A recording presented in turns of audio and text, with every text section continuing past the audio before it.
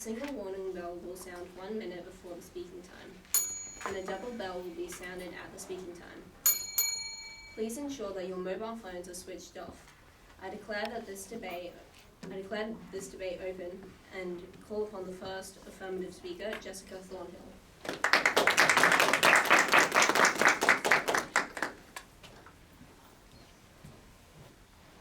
Good evening, Madam Chairman, ladies and gentlemen.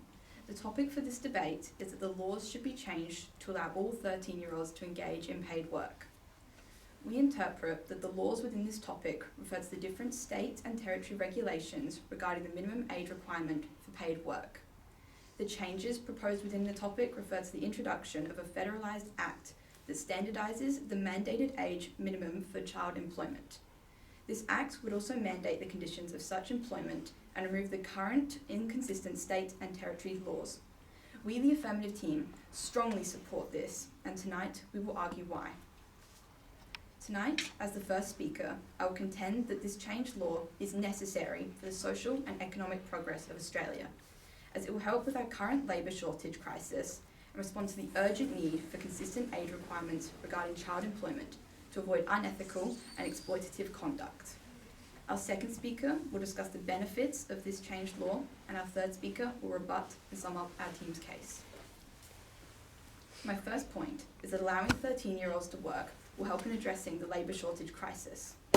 According to Paul Zara, head of the Australian Retailers Association, agreeing to a national framework on young workers would help mobilise a willing and able cohort of people to help address the staffing shortfall.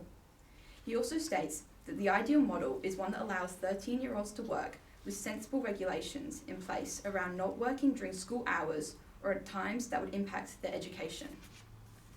According to the Australian Bureau of Statistics, there are more than 480,000 job vacancies nationwide, and according to the Sydney Morning Herald, 13-year-olds are capable of filling the retail and food and hospitality jobs, which make up 138,000 of these vacancies.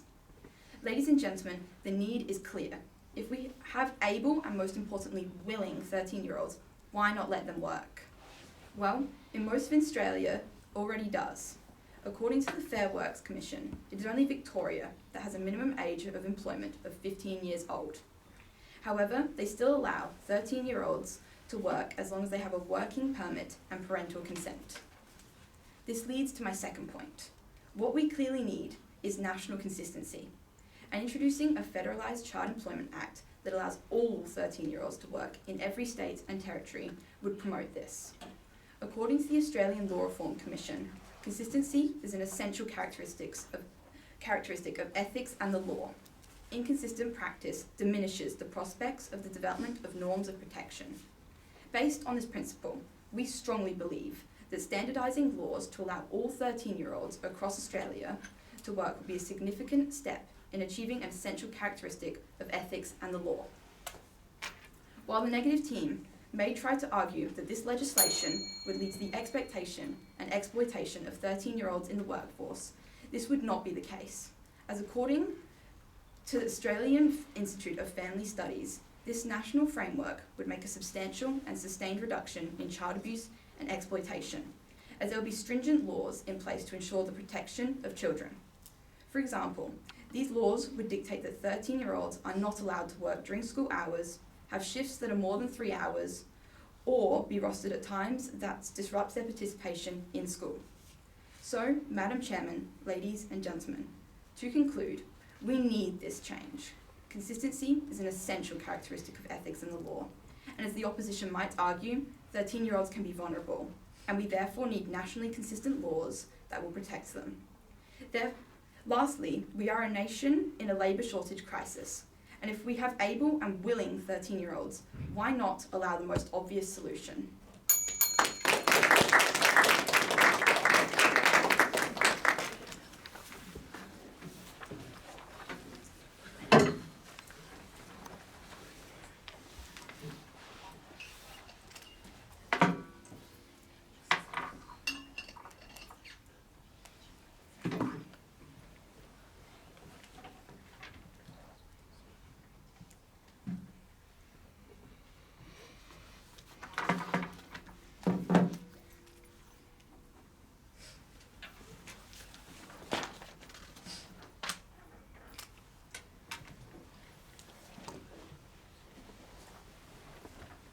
call upon the first negative speaker, Aniva Kazmi.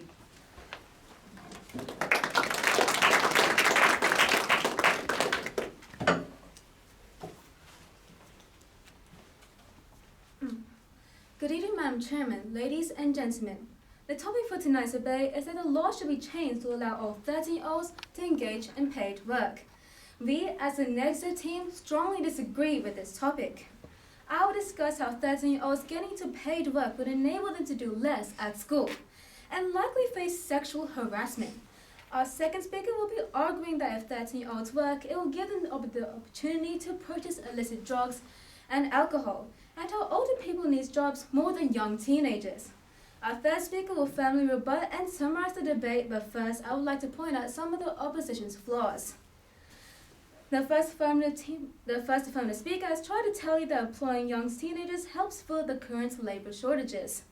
Although this may be true in some cases, labor shortages are also due to the lack of skill required to perform these jobs. So by just introducing more people to perform the task and fill the remaining employment gaps, we are further congesting easy jobs, such as fast food chains, and removing people from the potential of being a useful citizen with a proper career to help contribute to the world. My first point is that changing the law to allow 13-year-olds to engage in paid work would disengage them from education, as they would be trying to balance too many things. Growing Up in Australia.gov.au reported that the average work hours for young workers were 10 hours per week. However, 17% of students choose to work 12 hours or more per week. So if 13-year-olds choose to work after school, what happens to the school work, like the assignments or exams? A study by the National Library of Medicine found that most educators have shared the concerns and noticed that working teens put more hours on their jobs, comes to the school tired, and avoid extracurricular activities. Developmental psychologist Erickson echoed his concerns that 13-year-olds have just put their feet into adolescence, and they should be given the opportunity to spend time in education and explore their future goals and directions. My second point is that 13-year-olds are likely to face challenges such as sexual harassment. According to Everyone's Business, a national survey conducted by Sex Discrimination, many young workers aged 15 to 17 has been sexually harassed, and 1 of 5 victims reported the assaults. Commissioner Jenkins shared his views about the reasons behind it all, having the fear that they won't be believed, worried that they might lose their job, or overly keen to please and make a good impression on others just to keep the job. Leah, a 16-year-old, shared her experience at her workplace at BBC.com, stating that I exhibited too much ambition in the eyes of my superiors, and heard comments. I didn't really feel safe at the workplace, but was too scared to report it because it was my first job. Surely a child 2 years younger shouldn't have to deal with this insanity. In conclusion, Madam Chairman, ladies and gentlemen, that the law should allow 13-year-olds to engage in paid work, rather allowing them to increase their knowledge and competencies by completing their education. As someone has rightly said, young children should have pens in their hands and not tools. Thank you and good night.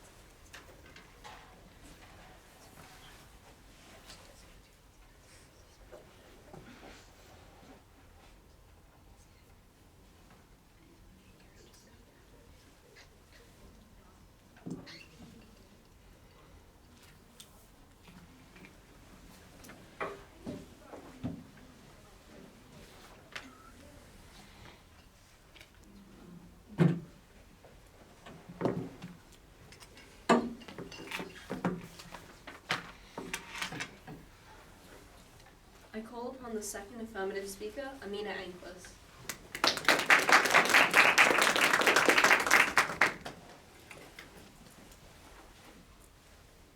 Good evening, Madam Chairman, ladies and gentlemen. The topic for tonight's debate is that the laws should be changed to allow all 13-year-olds to engage in paid work. The first speaker has tried to tell you that working at a young age will impact students' education.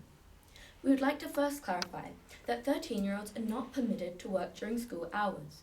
Hours that render them unfit to attend school, as well as late at night or early in the morning, according to SafeWorks SA. If these regulations are breached, the employer could receive a fine of up to $18,000. The first speaker has also tried to tell you that 13-year-olds aren't responsible or mature enough to work and may experience sexual harassment.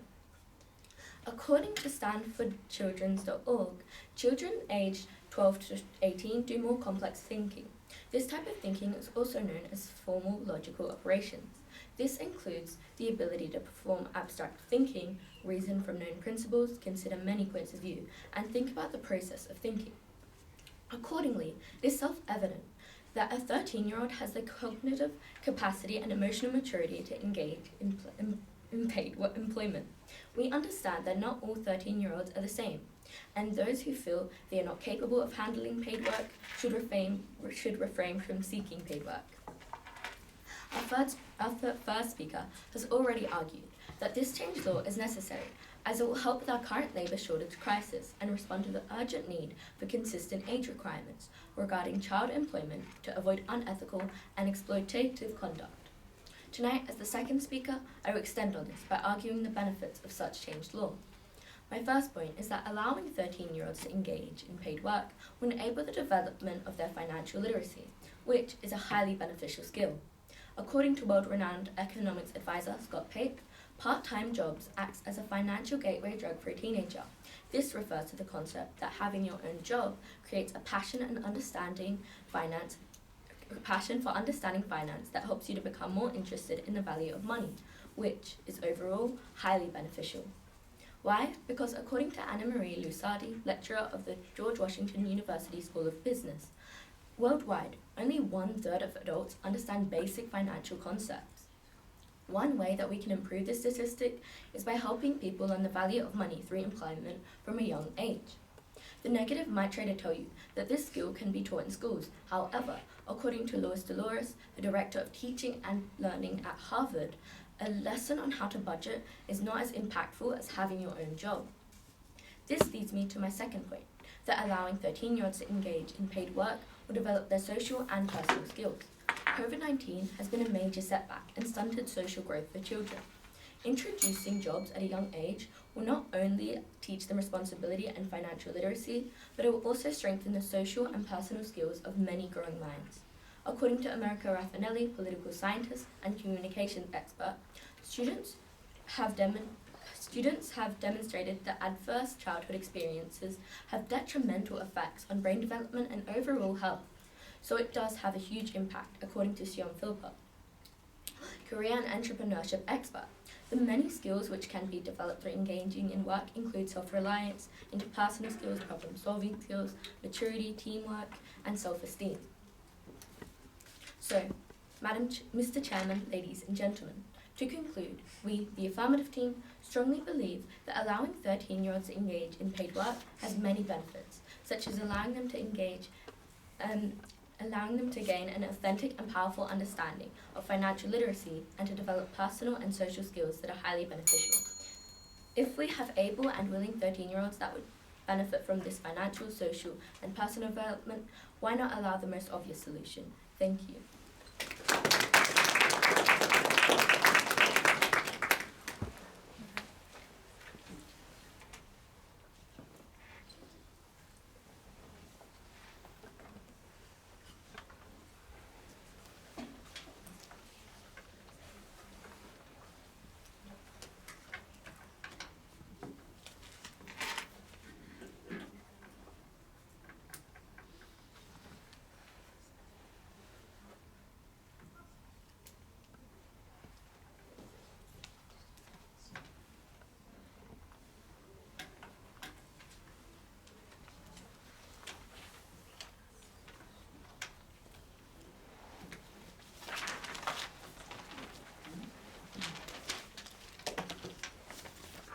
now call upon the second negative speaker, Evie Nicholson.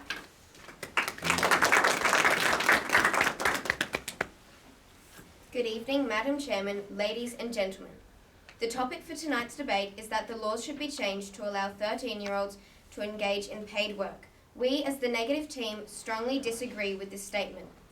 As the second negative speaker, I will argue how letting teenagers engage in paid work gives them the opportunity to purchase illicit drugs and alcohol, and how older people need jobs more than young teenagers. But first, I will point out the opposition's flaws.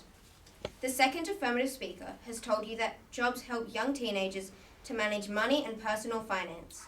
While this is true, young teenagers can learn these same skills simply by shopping for things even as mundane as grocery shopping and money they receive as gifts from family or for completing chores around their house. My first point is that teenagers may use the money earned from engaging in paid work to purchase illicit drugs and alcohol. An analysis of Bureau of Labor Statistics data shows that at the onset of the COVID-19 pandemic, there was a significant decline in teen employment. The results of a survey by the National Institute on Drug Abuse show that during the corresponding time period, drug and alcohol use by Year 8s alone went down significantly. NIDA Director and Dr. Nora Volko said, "We have never seen such dramatic decreases in drug use among teens in just a 1-year period." These data are unprecedented and highlight one unexpected potential consequence of the COVID-19 pandemic, which caused seismic shifts in the day-to-day lives of adolescents. During the period of lower teenage employment, use of alcohol decreased by 3.3%, marijuana by 4.3%, nicotine vaping went down by 4.5%, and other illicit drugs by 3.1%. The figures clearly demonstrate that periods of lower teenage employment correlate with significantly decreased levels of substance use. Critics report that as hours of work increase, adolescents drink and smoke more. My second point is that older people need employment much more than 13-year-olds. A study from the National Bureau of Economic Research showed that people over the age of 40 are only half as likely to get a job as younger workers. This study clearly shows that the people who have a financial responsibility themselves and possibly families to support are the people who are less likely to get a job over people who are more likely to spend the money on discretionary items, as mentioned in my previous point. Older people also have more skills and a stronger work ethic than 13-year-olds. A company's co-owner said his older workers' work ethic is unmatched and take the job more seriously. Older workers can also have more skills than younger workers as it can take many years for workers to become familiar and fluent enough with the product or service. In conclusion, Madam Chairman, ladies and gentlemen, we strongly believe that the laws should not be changed to allow 13-year-olds to engage in paid work, because engaging in paid work gives teenagers the opportunity to purchase discretionary items, and older people need employment much more than young teenagers. Thank you and good night.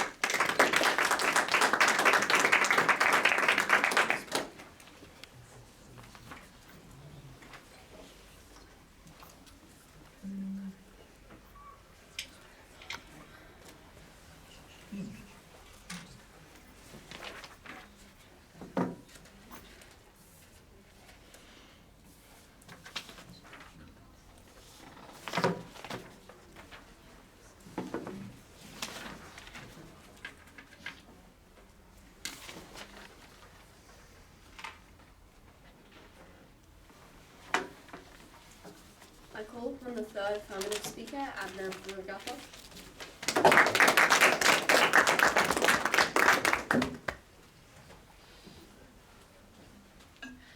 Good evening, Madam Chairman, ladies and gentlemen.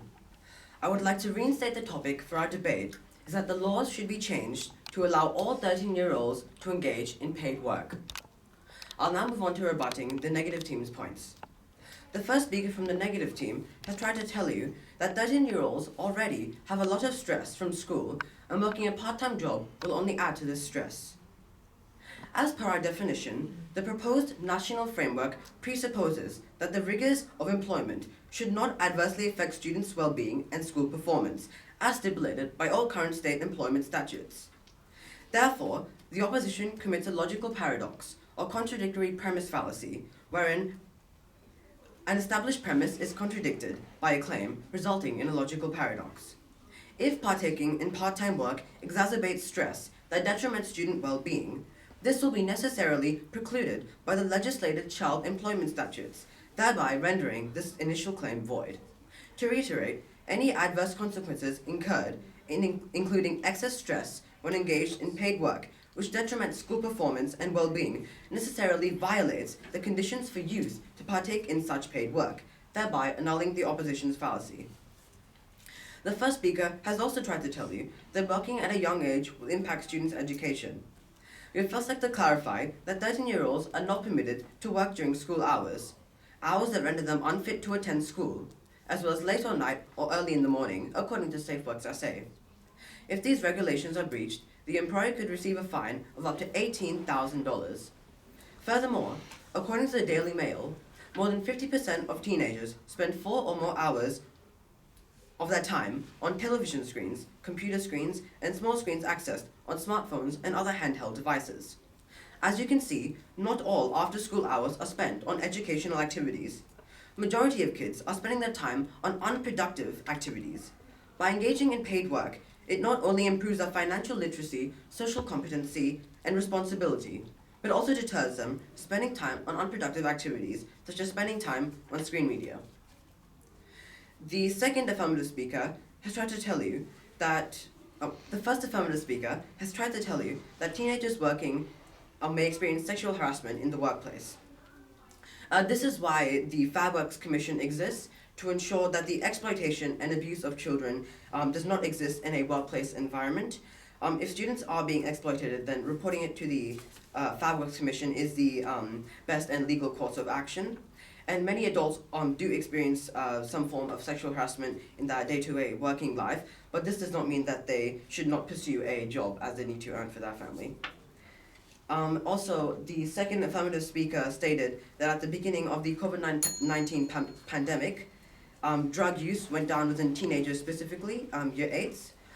So this is the use of the non sequitur fallacy, because she hasn't directly linked the usage of drugs to teenagers having paid jobs. She simply stated that at the beginning of the COVID-19 pandemic, teenagers stopped working and then drug use went down. But she hasn't said that's because of the money they earned that they spent on drugs. Yes. I will now move on to the summary. Our first speaker argued that this changed law is necessary as it will help with our current labour shortage crisis and respond to the urgent need for consistent age requirements regarding child employment to avoid unethical and exploitative conduct. Our second speaker discussed the benefits of this changed law. She talked about how it improves a child's financial literacy, responsibility, and social competency, enabling them to be more successful throughout their childhood and that transition into adulthood. So, Madam Chairman, ladies and gentlemen, to conclude, we need this change, which we know has its benefits. If we have able and willing 13-year-olds that can adequately respond to these needs and grow as a result of the benefits of paid employment, why not allow the most obvious solution? Thank you.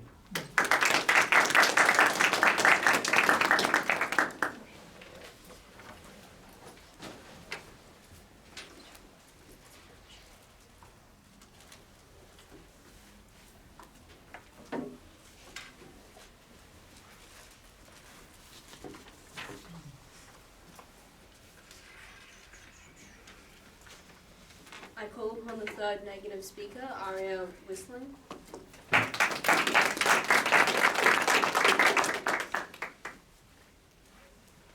Good evening, Madam Chairman, ladies and gentlemen. The topic for tonight's debate is that the law should be changed to allow 13-year-olds to engage in paid work. We, as the negative team, strongly disagree with this statement. As the third speaker, I will summarise my team's points, but first I will illustrate the affirmative team's flaws. The first affirmative speaker has told you that employing young teenagers helps to fill the current labour shortages. Although this may be true in some cases, labour shortages are also due to the lack of skill required to perform the jobs. So, by just introducing more people to perform the tasks and fill in the remaining employment gaps, we are further congesting easy jobs, such as fast food chains, and removing people from the potential of being a useful citizen with a proper career to help contribute to the world. The second affirmative speaker has tried to tell you that having a job will help young teenagers develop skills such as independence, confidence, numeracy, time management, communication, and managing behaviour. Although working in a job may be a way of gaining these skills, it's not the only way. Skills like this can also be gained by playing a sport. By playing sports, you not only learn and develop these skills, but you also look after your physical and mental health as well. These skills can also be picked up in a student's school life, meaning that there is no reason to put more pressure on students to work. The second affirmative speaker has also told you that jobs help young teenagers manage money and personal finance. While this is true, young teenagers can learn these skills by simply shopping for things, such as mundane as grocery shopping and money they receive as gifts from family or completing chores around the house. The third speaker has tried to tell you that sexual harassment can just be reported, but many people are afraid to do this. They are afraid to lose their jobs.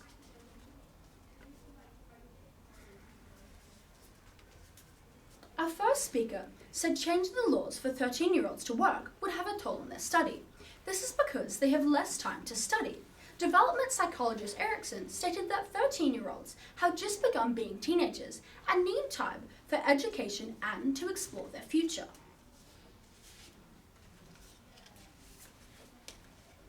She also said that if 13-year-olds do paid work, they are more likely to be sexually harassed.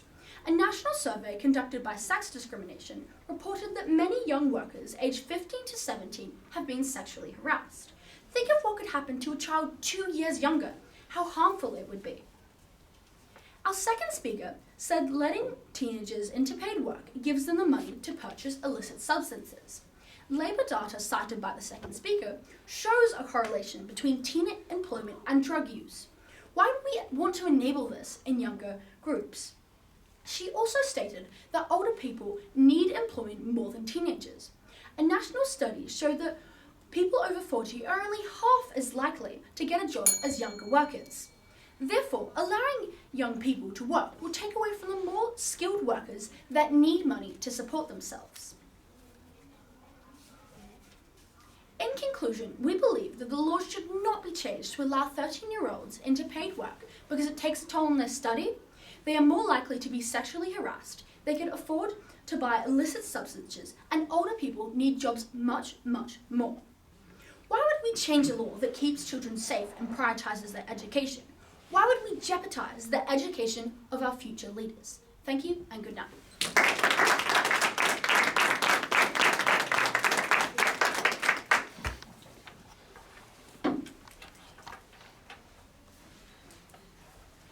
While the adjudicators finalise the result, I will read this evening's chairman notices. Winners from today, please see the information desk following your debate regarding guest limits at the award presentations on the 3rd of November 2022. Each team has been allocated 9 places, and we need to collect names and conduct details by this weekend. Grand finals will be held at Parliament House on Saturday, 24th of September 2022. Please refer to the debating essay website for times, and all are welcome to attend. There is no need to RSVP. The Year 8 division will be at 11 a.m.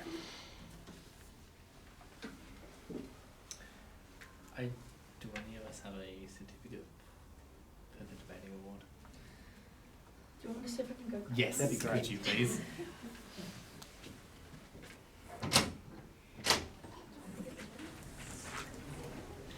And if we could just check the times as well, please.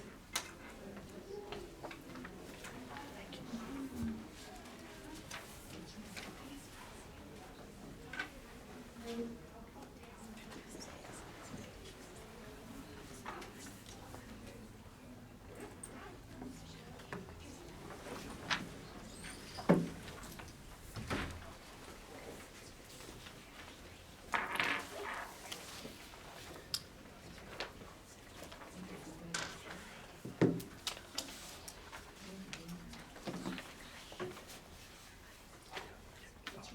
Yeah, we have that. No, I'll let you finish.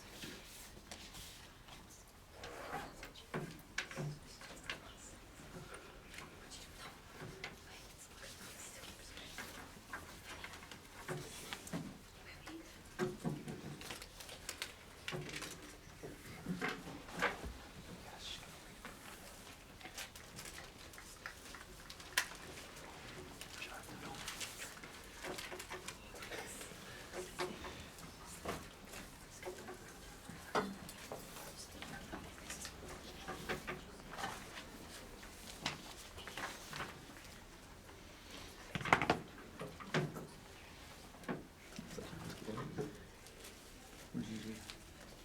Yeah, I'm happy with that. Yeah. Yeah, that was good.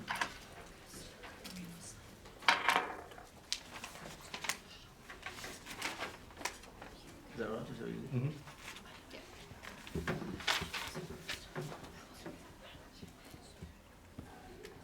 Are we all signed?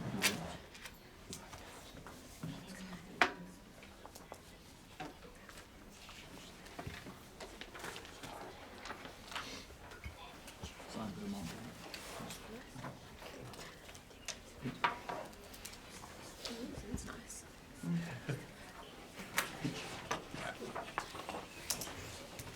I'll release you.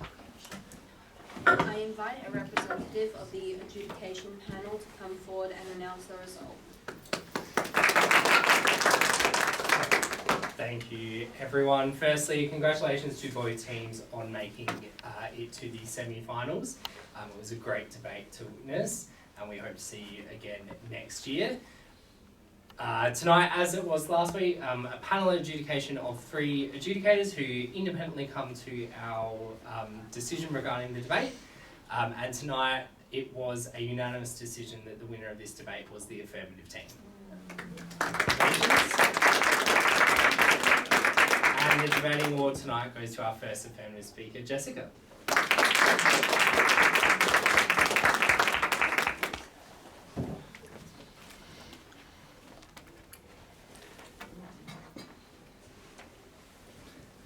I call upon a member of the runner-up team to give a vote of thanks. First, I'd just like to say thank you for all the parents and everyone for coming. Thank you for the adjudicators who judged us, and obviously thank you for the affirmative team. You guys were amazing. You had so much evidence. You were both really, all 3 of you were really good, and you definitely deserved the award. So just congratulations.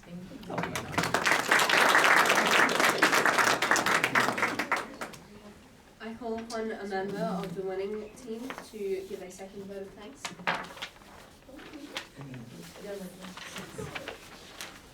We thank the negative team here. It was a really strong debate, and I think you guys had some really strong points. We thank the audience for coming here today, and the Stitchin for giving up a lot of lesson time and recess and lunches. But thank you.